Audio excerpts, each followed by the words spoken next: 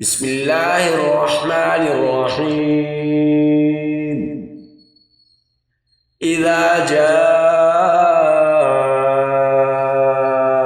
نصر الله والفتح ورأيت الناس يدخلون في دين الله أفواجا فسبح بحمد ربك واستغفره إنه